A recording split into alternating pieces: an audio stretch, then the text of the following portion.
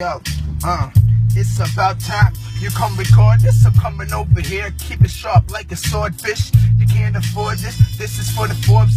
This is for the kids who ain't riding around in Ford's kids. And what you thinking? I'm riding around in Hondas. Bitches be thinking my dick looking like anaconda. She thinking I'll be bad bitches chilling. Their name is Rhonda. Yeah. This is the MANN Accredited News Network, and this is one of my first official part of the interview series. And I'm bringing in one of a good old pal. We go way back, actually. Way back. And he's a rapper. He's the dream catcher, a maverick. Hey. He's an up and comer. So, Ian Sotoloff. Yes, is that so? Just give us a background. Who you are, where you from, why you doing what you're doing. From Newton, Mass. Originally, born in Florida. Really? Yeah. I had no idea you were born in Florida. Yeah, Fort Lauderdale, South Beach. Hey, I always heard that Rick Ross. Yeah, right? I'm kidding. And moved to Boston, graduated with an English degree at Nichols College, which is like right outside of Worcester. Congratulations. Thank you, yeah. And now I'm just working on my poetry, doing this hip hop. I got onto mindfulness and crystal healing. We're actually just talking about that. We're going to jump back into that in a little bit. Cool. Yeah, for sure. But yeah, it's just a little background of what I'm doing. So, like, what I want to know is, like, when did hip hop begin? When was hip hop or rap or poetry, whatever you want to call it, when did that start? How old were you, and what made you make that switch? I was in 3rd grade, and I wrote a poem called Mrs. Sun. Mrs. Sun? Oh, no. It was Hello, Mrs. Cloud. And it was about a kid who was laying on the fields looking up and talking to a cloud. And the cloud was Mrs. Cloud. And I got it published in the elementary school newspaper magazine. Yeah, it was cool. Congratulations. And like, I kind of just continued to write poetry, but like on the side, it wasn't really something that like I told people or like made a part of who I am. And so I got to college. And I had originally went to college for hospitality, and I'm sitting there sophomore year, and like I'm looking over my transcript, and I'm getting like, like C's and like B minuses and minuses, but I was getting by. Yeah, but I was definition of getting by for real, and like I was getting all A's and like B pluses in my English classes, and I was like, yo, why don't I just become an English major? Like, I'm just gonna read and write poetry all day. Like, that'd be dope. And like all the professors at the school were sweet, so I was like, yeah, let's do that. And then I've always been rapping. I was influenced by Trap Called Quest, Biggie, Pac, Far Side. All those old school cats, Common, Wu-Tang Clan, like all of them. Early when I was like 13, 14, like I'd already marked off all those guys. Black Star, all that. And I started writing rhymes around like junior year. I'd be in the middle of like Spanish class, like writing lines, and the teacher would come over and like say shit about me. Like, put that away, man. We studying right now. I started freestyling at the lunch tables, and then I got to school and like connected with some other people who rapped, and like we would just rap and freestyle like all day. It was dope.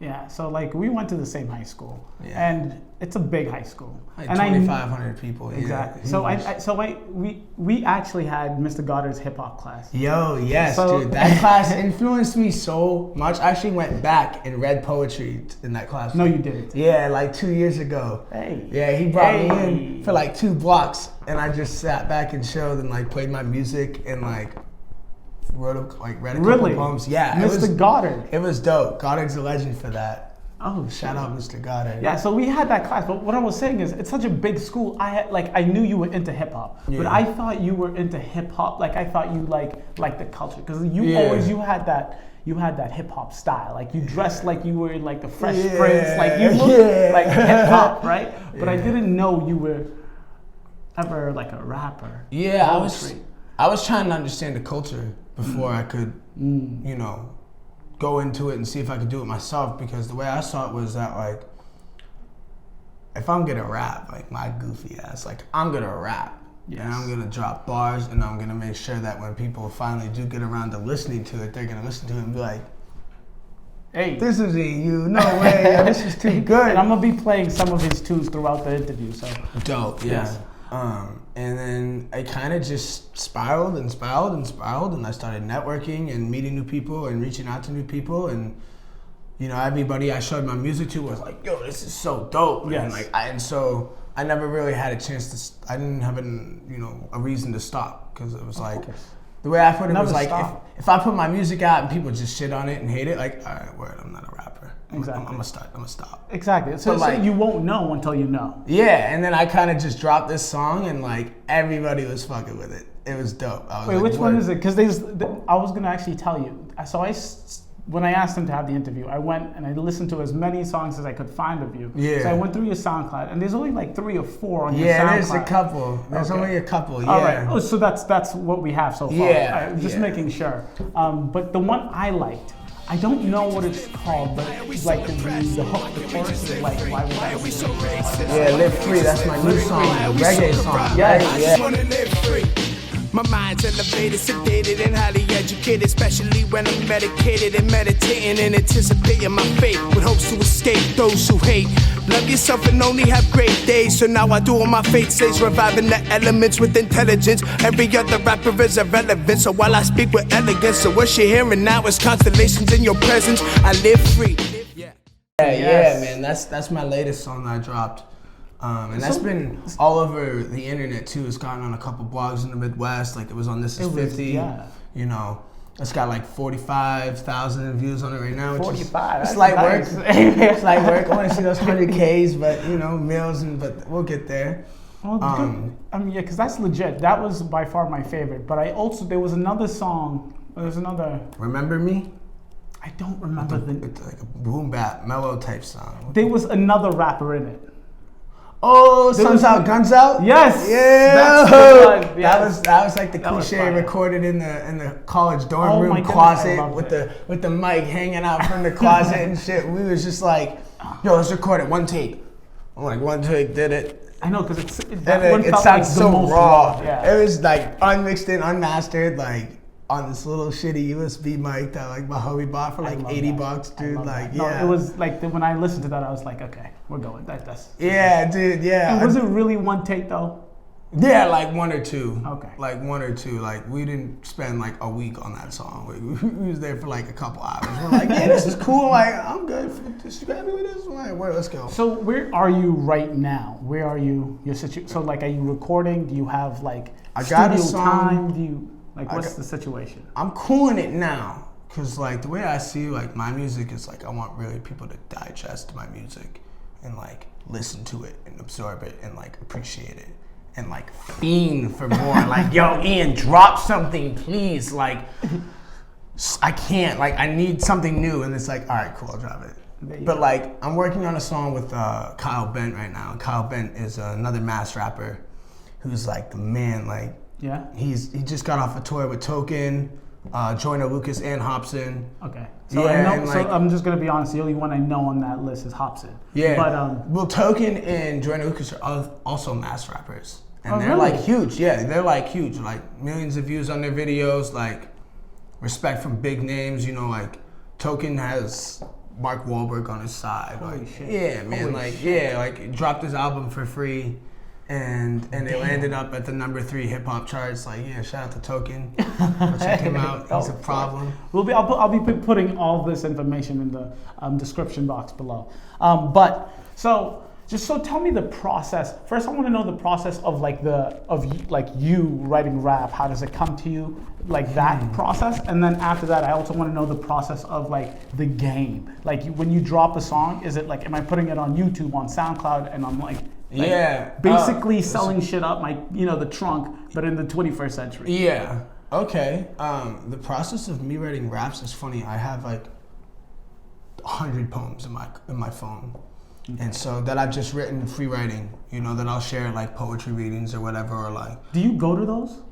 Not as much as I would like to. Like I Okay. would want to do more, but like I just can't. Okay. I Makes just sense. don't. And but I should do that Yeah, please let me know when you do. for sure. That shit would be bomb. And so what I do is I just take these beats that I'm listening to, or like if I find something and I'm like, oh, like I have a concept for this song, and I think I wrote a poem about this concept. I'm gonna see if it works. Oh. And so like I take the poem for the concept of the song and then merge it. And so like sometimes it doesn't work out, and like other times it just like fucking flows perfectly. So and it's like cool. how much of the time are you like the beat? Like, is the beat the absolute last thing for you? Well, I mean, it Melody, depends. Like sometimes I'll sit with a beat and I'll write to it, you know, and like I'll construct a song and I'll sit there for hours, you know, writing it. Or, you know, other times like if I'm in a zone or something, or something hits me, I can just one take it, write something one. And I'm like, yo, this is dope, cool, word. Let's like get it down, and then I gotta rehearse the lyrics to the song and make sure it all matches up, and then once I do that, you know, mix with the flows and the delivery and the sounds, and if I want to switch it up, do double time, this, that, and the third. When the song is completely finished, which is funny because like I was thinking about it, I was like, none of these songs are like exactly like really finished to where I like when the album drops, like I want to have some scratches on Live Free, you know, like some crazy like some like real like hip hop, so you like feel it in there, and it's like word, like this wasn't what he had out last time, this is something new, so it like kind of refreshes the listener's ear. And when I'm dropping music, I'm trying to think of like the average Joe. Okay. So it's like I want to think of like who hasn't heard my music, because there's people who have heard my music and know I'm good and like know I can come with it. Yeah. But then there's people who have no idea who 1142 is or who I am, and so my thing is like I don't want to drop a song unless it's just as good as the last one dropped. So that, let's say you hear my song Breathe, Relax, and Meditate. Yes. Which is my next song coming out, but you haven't heard Live Free or Remember Me. You heard that here first. That song coming out. And that song's gonna be dope, like super dope. And let's say you hear that and you're like, "Boy, this is dope. Like, I need to hear more. Like, what else does he have? Oh, he's got Live Free and Remember Me. Let's check those out. Oh, wow, this is so good. Like, wow, he's actually doing it." So you're not looking for the one-hit wonder. I think all my songs could be one-hit wonders. Well, excuse me. Well, the thing is, like, the way that the lyrics in my songs are very uplifting and positive. It's like, yo, this is not the bullshit that you're hearing on the radio. Like, this is the music that, like, yo, like, listen to it. Listen to what I'm saying, because there's some shit in there. All right. So since we're talking about that, we'll get to the big process later, but since we're talking about listening to music, who do you look at right now that's hot right now? Joey Badass is doing it. Okay. It's funny, man. Like I listen to a lot of like people that I know, like my friends. Like I listen to the bigger people like who are like killing it. Like you know, 21 Savage doing his thing, whatever. Like those guys, I'll listen to them. Migos is killing it, but like. And I'll bump them and like turn up to them, but like people who I like listen to. Sit down and listen to? Those are like homies that I'm friends with that are like killing it. Like my friend Pat Richards, super talented singer, artist. Get me in touch. Yo, he's the man. Like, of course. He's the man. He's super talented. Like major labels are looking at him. And that's legit. Yeah, my other friend Peter James, he's killing it. You know, and so like. Not only am I supporting the local artists, but it's also like these are people who I know. Like these are my like homies. Deeper. That's like real. Homies. Like you can understand. Yeah, it's like word. I heard this song when like it wasn't on the album. Like dope. I'm glad you put it on the album. So how much of your music? So like I know that rap, it has its own separate category when people look at it. Like when the average Joe looks at it, they listen to like a Taylor Swift song and they're like, oh, that's cute, right? Yeah. But when they listen to rap, they're like, oh, he probably means he's gonna go shoot someone, or he probably means that he fucks a lot of people. Yeah, how much of that realness do you put in your songs? I don't put any of that bullshit in my music. I mean, if I'm freestyling, there's a trap beat on, like I'm a fucking, you know what I'm saying? Like get stupid with it, cause like that's the type of vibe you get from that type of beat. But like, if you're sitting down and writing, if I'm sitting down and writing something, I want people to like, whoa, like feel it. Like every single line means something. It matters. It's there. It's like. So you're not gonna drop a trap queen? No. Like, you don't think? I mean, what do you mean? Like if I was gonna drop a song about smoking weed, okay, then yeah, but I would get like intricate. You know, I'd be talking about indicas and sativas and this, that, and the third. Like, I would get poetic with it. Okay. I would just be like, yeah, I'm smoking bud. Like, stupid shit. Like, no. Like, though. Okay, all right. So it makes sense.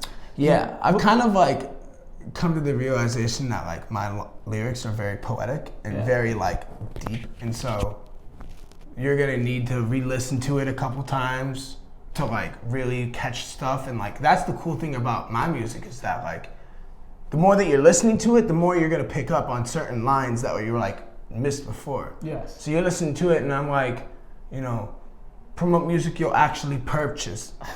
And like that's a dope line because people don't promote music that they would buy themselves. Like Definitely not. they promote music that they get for free, or like people promote music that they don't even know. Like business. Yeah, and they're just a part of the trend and feeding into the trend instead of being like, yo, I went to school with Ian, like he's actually really good. I'm gonna support him. Like I know him. I know who he is. So like, do you have an archetype? Like, do you look at like a Kendrick? Because when you talk, I think Kendrick. That's all I'm thinking. Kendrick the entire is time. Big Brother, man. Like Kendrick is dope. Actually, my song "Live Free" got played for TDE. Oh really? Yeah, the president of TDE heard my shit, which is cool. Yeah, one of my homies from college, his cousin's a producer. That's legit. Yeah, and like I was talking to the cousin, he was like, "Yeah, I played it for Punch," and like I was like, "Dope," and like I already knew that they fucked with it because it's just like a totally different funky vibe, and then like because with that reggae vibe, that song was telling you I like that. You know, it's just the different beat with the intricate poetic lyrics. Yeah, it makes me think outside the box, which makes me think Kendrick. Yes, and that's like my whole drive to make music. It's like I want people to stop and think and like, whoa, like what's he saying? Like I gotta go Google this, and then you start Googling, and you're like, whoa. yo, come here, you gotta listen to this shit. Like, yeah, I mean, like Kendrick, J. Cole, Dizzy Wright, Logic, aka the Underachievers, like all those guys, they're all super duper conscious and like they talk about real topics and they like have the lyrics that make you think, and you're like, yo, like when Eminem raps, everybody has to go pull out a dictionary and rap Forget about it. And like you gotta look at the lyrics. Fucking look through the whole damn verse to try to even understand a quarter of it. When it's just like a one big metaphor for like the America we live in sucks ass. But he just it's kind of fun. It's insane. Picks and nips and so since we're talking about Eminem, you're white. You're doing hip hop. Yeah. You're rapping. Yeah. You're white. I'm white. You're white. I mean, I'm purple if we're gonna get there, but like. Are the rappers you know that you talk about, the local ones here in Mass, are they also white? No, is it split? Mixed and Jamaican. Mixed and Jamaican. Past Jamaican, PJ's mixed. Oh, okay. You know what I mean? Like my friend from Burning Man, she's a singer, she's white, but like she's at another level. I mean, that woman's completely... Anyways. She's good. Yeah, she's really good. So being a white rapper, what is that like? Do you feel, do you feel there's something... The way I see it is like, dude, like, I studied the culture, I studied the literature, I studied the art, like I studied hip hop. Most of my friends are black. Like, fuck out of here with that racist shit. Like, don't come to me. And like the way I try to rap is I don't want to have that corny white boy sound. You know what I mean? You're definitely, so would Macklemore be that corny white boy sound? Because I love, like I actually like Macklemore and I get shit from it all the time. Yeah, no, Macklemore's dope. He's dope.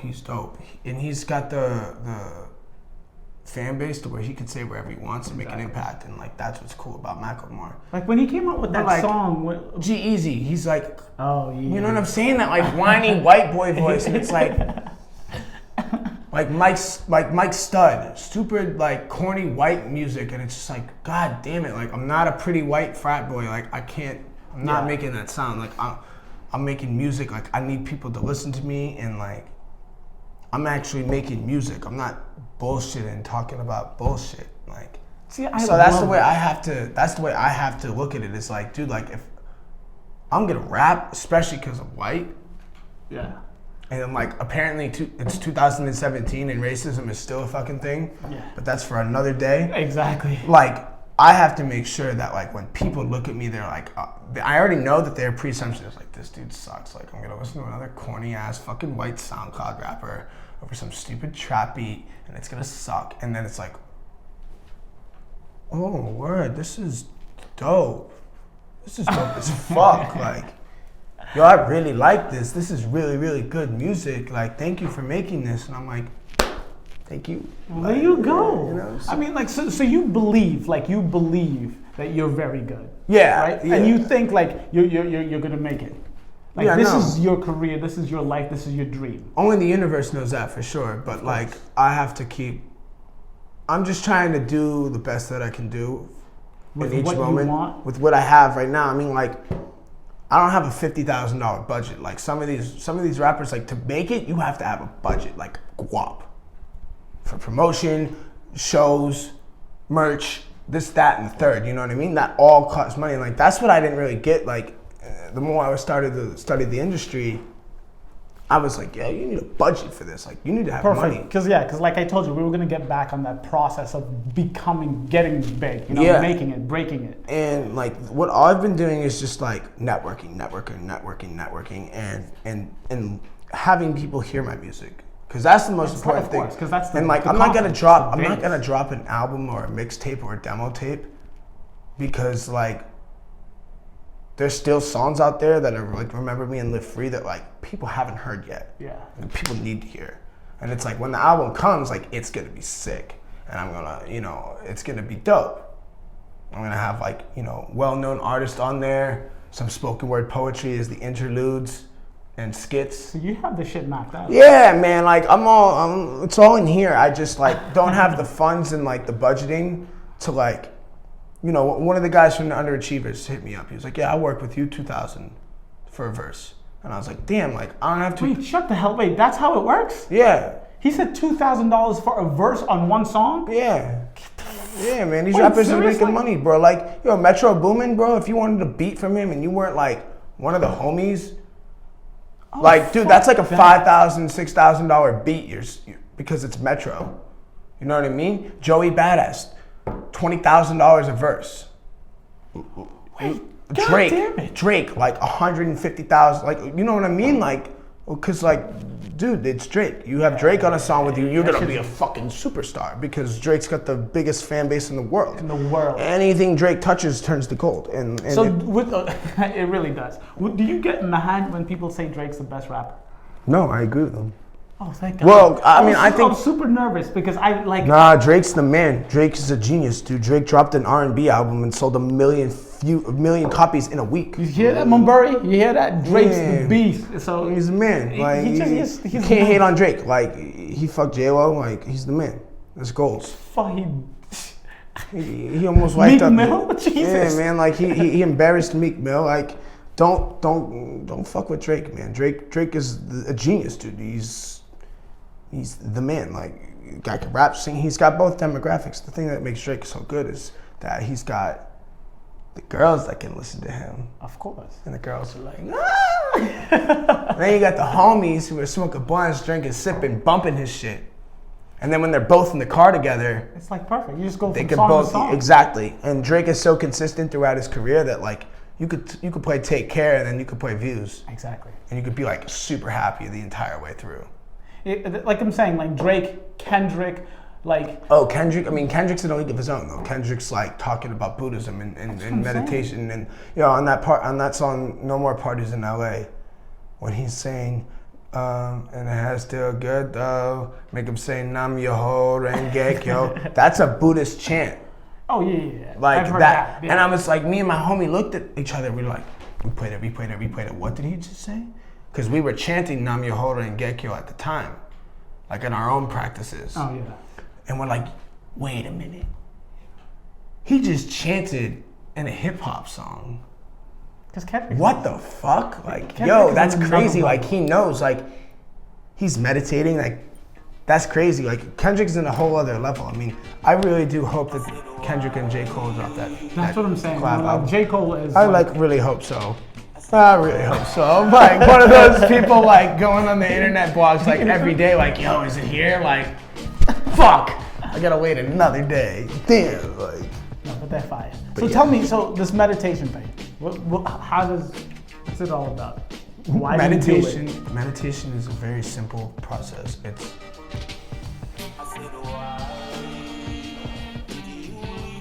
that, but repetitive.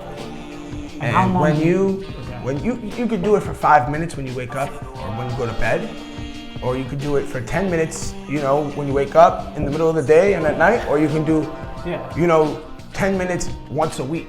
See, that's what I'm saying, because you know why I like talking? Because you're on the creative side.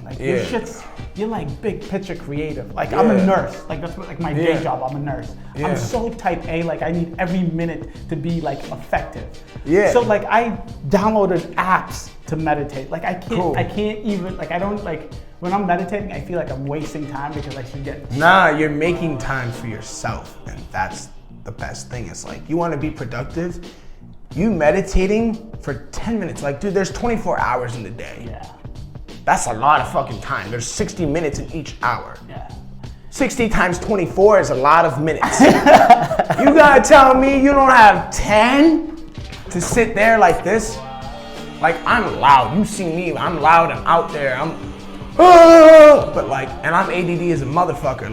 But I could sit here for an hour and just breathe and then when I wake up, my head is cleared, my body is clean. It looks like it feels like I just took a shower, like a really refreshing shower, and a really good nap. When you in the middle of the day and you groggy and shit, and you take a 30-minute nap and you wake up and you're I'm ready. Let's go. I can go.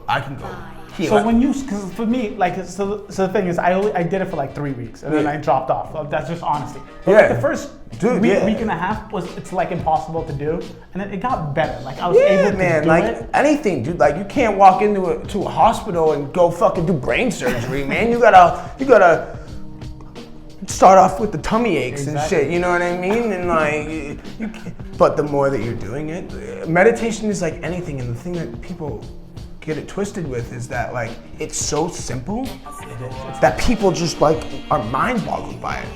People are what do you mean you just sit there and breathe? I'm you sit there, you take this thing, you put it over there. I play music with it, so I can sing because I'm a sonic person, so I like to hear the sound of the music, and the music literally calms me down. I could be all hyped up, and then if meditation music plays, I'm and it's awesome. Meditation has changed my life. Meditation has helped got rid of my anxiety, the depression, the stress, anything worse. Yeah, man. Is that real? Yeah, hell yeah. This is real. I never know. I'm sorry. This is dope. No, don't be. It's dope because I found meditation. Yeah, I found meditation. So it's now if I get anxious, all right, I gotta meditate. Or when I am feeling anxious or down, I realize I haven't been meditating. You know what I mean? So it's through meditation, I can solve my own problems in everyday life. And I can also find answers now. I'm tapping into another world of consciousness, into another realm, another dimension. So now I'm starting to understand things that I never even thought existed. With past lives and afterlives, and how life is just one cycle and we are just living in different lives. We never died. We've just been continued to live and live for thousands and thousands and thousands and thousands of years. And through these past lives, influential people in our present day, our mothers, girlfriends, whatever, our best friends, more coincidence or not, have been a part of our past lives as well. And I read a book called Many Lives, Many Masters by Brian Weiss. Go read that book. Many Lives, Many Masters? Many Lives, Many Masters. And it's about this woman, this gorgeous girl in Miami, who is a model, super hot. Yeah. You know what I'm saying? Yeah. And picturing it. Yeah. But the thing is, she's got severe anxiety, severe depression, severe phobia. This girl inside is fucked up, shattered, broken. Yeah. And she's gone to psychiatrist after psychiatrist, therapist after therapist. Nobody can fix her. She keeps having these things. And she keeps telling all of her therapists and this and that keep telling her to go to Brian Weiss. And Brian Weiss is the author who wrote the book. And the interlude to the book is I wish I could make this up. I'm not making this up. I didn't believe it until it happened to me. It's true. It happens. This is real. Yeah. And he was it took me 4 years to even think about writing this book because of what happened.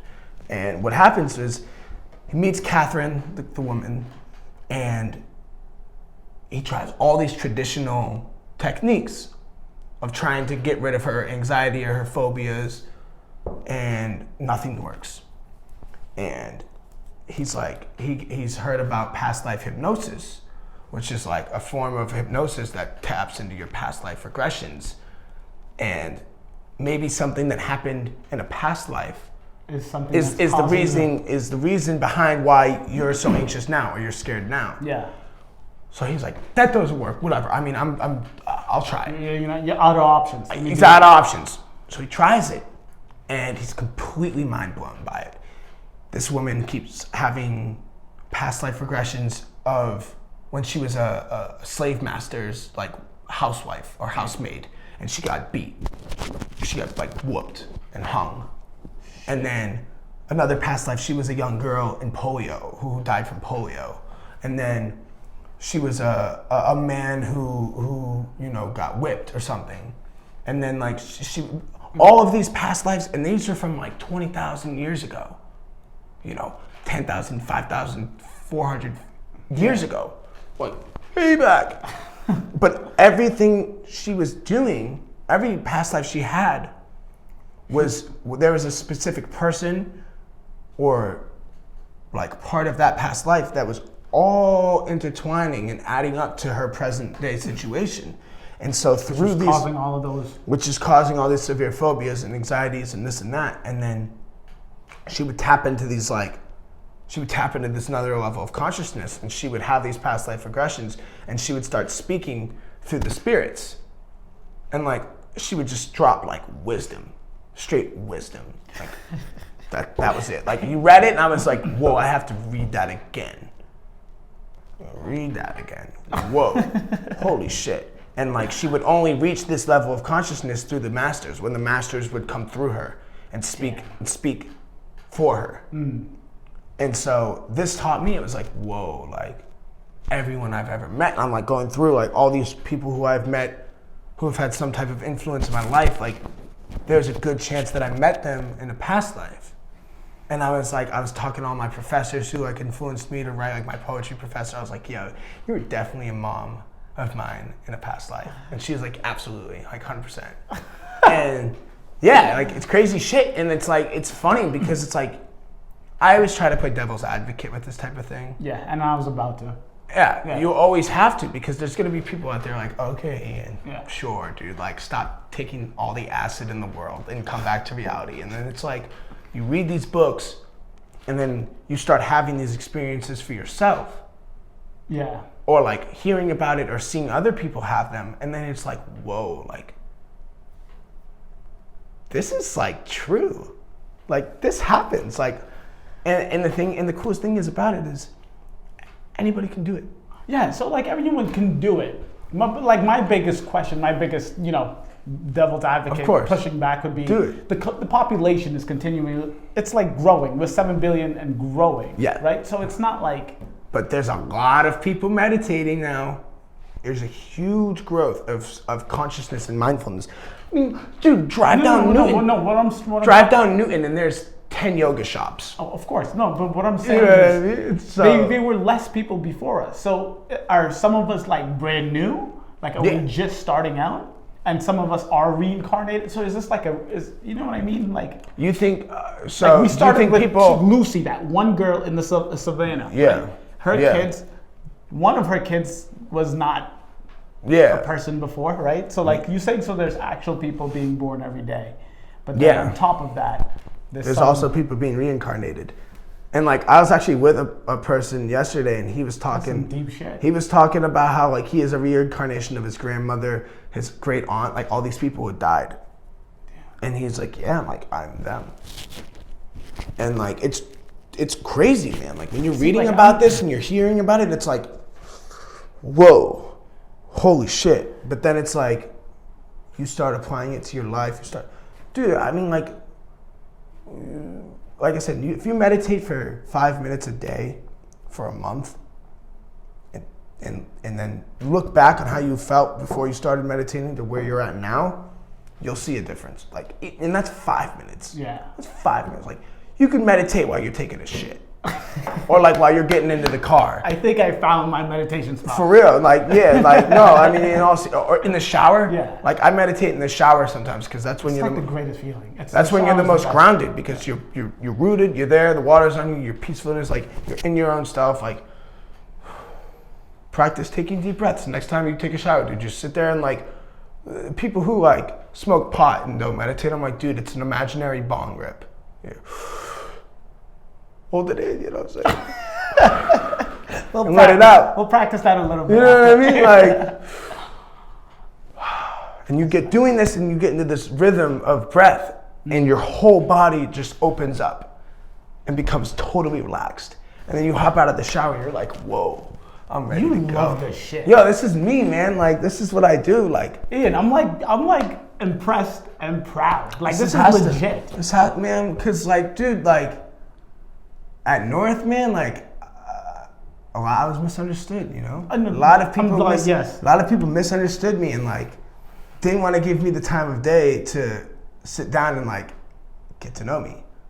But they would see me in school and I'd be rapping my ass off. And they'd be like, yo, this dude is crazy, bro. Like, it's 9:30 in the morning. Why is he rapping Big L out loud for everybody to hear? And it's like, fuck off, bro. Like, I got 7 hours in this motherfucker. Like, I'm gonna jam the entire time I'm here. And I'm gonna do my schoolwork, I'm gonna do my homework, and then I'm gonna leave. And then I'm gonna jam on my way home. And when I get home, I'm gonna jam. Like, you hear that, kids? That's the way to go through life.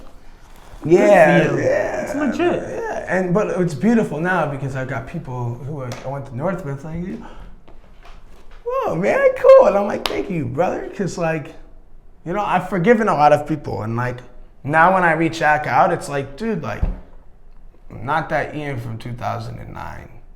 Like, stop. Exactly. Like I got 6 years now. Like, fuck off. Right? Yeah, like, fuck off. Like, in all seriousness, like, I'm trying to remain peaceful and shit, but, like, fuck off, dude. Like, stop judging me on shit that I did at North. Like, you don't even know me now. Like, and if you did know me now, you probably think a lot different of me. You know what I mean? High school's high school, right? Yeah. Oh, dude, I laugh at it. I laugh at it. It's beautiful. I love it. I laugh at it because it's like, yo, man, like, you knew me at North? That's hilarious. What was I like? Yeah, I was very loud as fuck, right? That's not funny. Let me break it to you. You're not that quiet now. Right? I'm always out. But that's good. You know, yeah, at the end of the day, it's all love. And, like, my experiences at North strengthened me. And they made me realize a lot. And, like, I'm thankful for those people. And I'm thankful good for and those. bad? Yeah, man. I'm all of it. I'm more for the bad, honestly. Like, I'm thankful for that because, like, those situations, I didn't understand why they happened at the time, but now that I've been growing and getting mindful and like, oh, my bad, guys, like, I fucked up, like, I realized what I was doing, and that's probably why you guys did. So everyone fucked up, but like, yeah, it's all love at the end of the day, man. It took us a little longer to find themselves, and when you find yourself, it's a beautiful thing. Some people find themselves through nursing, some people find themselves through baking, and some people find themselves through rap and meditation. That's legit. So, advice for the young rappers out there. I mean, you're a young rapper, but like the rapper in 9th grade right now who's loud and obnoxious, what do you tell that rapper? Study yourself, study music, study the people around you, and try to come up with something different. That's legit. Yeah, that's fucking legit. Because everybody wants to be a rapper, man, but not everybody's gonna make it. You gotta have something. I mean, like, you heard it here. You gotta have something He's different. He's going through that shit right now. Yeah, I'm still living it. Exactly. Still living it. That's legit. What's it called? What do you? You know, you get 5-year plan, 10-year plan. 5 years from now. Ooh, I like these questions. Yeah, these questions are fun. 5 years from now, I see myself owning my own mindfulness business. I would really love to be getting mindfulness and crystal healing. No, we're gonna talk about this again. I'm gonna go read some books and come back with a little bit more knowledge. Bro, they got mad books in this library, bro. I'll tell you that right now. They got hella books. They got cases of books. All right. We can go pick some out right after this, for real. And no, what was the question? I'm sorry. 5 years. 10 years. 5 years. I see myself having an album. Yeah. Having my poetry book published, if not 2, There you go. Because I have like I said, 100 poems. Like I could put 30 in a book. That's awesome. You know, and then have a deluxe version with 35 There you and go. charge more. You know what I'm saying? Gotta do it. But I want to have my book published. I want to have my album out. I want to manifest a tour, like, or at least doing festivals. Yeah. Like on a bigger scale. Not like, you know, the 500 people audience, you know. So you're talking about like 5,000. Yeah, like I want to be out there, like a Bonnaroo type of style. Big audiences. I want to have my own mindfulness business with crystal healing, Reiki, meditation, you know, sound healing. Shit. All that, and like I want to incorporate that in the schools, man. Like and like, imagine if you were at North and there was a little office where you could go when you're feeling stressed out or anxious or depressed or whatever the hell is going on with you. You can go to this guy in this room and sit there and meditate for 10-15 minutes in the middle of the school day and go back out. And like that would be so influential, not only for that person but for the whole school. To have like a mindfulness center where somebody can go and meditate or draw, or paint or whatever for like 10 minutes, 20 minutes, gain themselves back, and then go back in the classroom charged up, clear-headed, aware, awakened, up, clear-headed, not stressed out, anxious, you know, fucking bugging out, like depressed and shit. Like, dude. I love and get that in all high schools, all middle schools, dude. And just like, if you get the younger generations into this mindfulness thing, like we're all discovering this now in our late teens, early 20s, mid 20s. It's blowing up though. Like, dude, there's a huge wave, and like that's why it's perfect that like I'm doing this, because it's like I'm not worried about it catching on. I know it's gonna catch on. Oh yeah, because like especially now, because everybody's bugging out about the goon that they put in office. But this is not a politics talk, but like. That man is going to cause a lot of anxiety and a lot of depression. Oh, hell yeah. And a lot of stress for millions of people. Yeah. And it's like, if they are aware that they can meditate and manifest what they want within themselves, they don't need a goon with Cheeto skin color and fucking goofy ass hair to fuck with them. Because they know that it's like, okay, you don't really control me because I control myself. Amen. I can manifest whatever the fuck I want to manifest. There you go.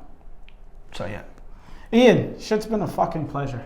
Dude, blessings. Thank you. So like the thing is, this is my first like official first interview. Dope. You were my first. Awesome. And 5 years from now, when you have your book published, when you're going on it's gonna be so much fun. I call you up and I say, I still need to. Yeah, I got you, brother. I got you. It's all love. You have the number. Perfect. Holy shit. All right. You heard it here first. Ian Sotoloff. Wait, I'm sorry. Is that even your rap name? 1142. 1142. 1142. Excuse me. 1142. Check him out. Everything's going to be in the description. Ian, thanks again. It's a pleasure. Catch you guys later. Namaste. Namaste.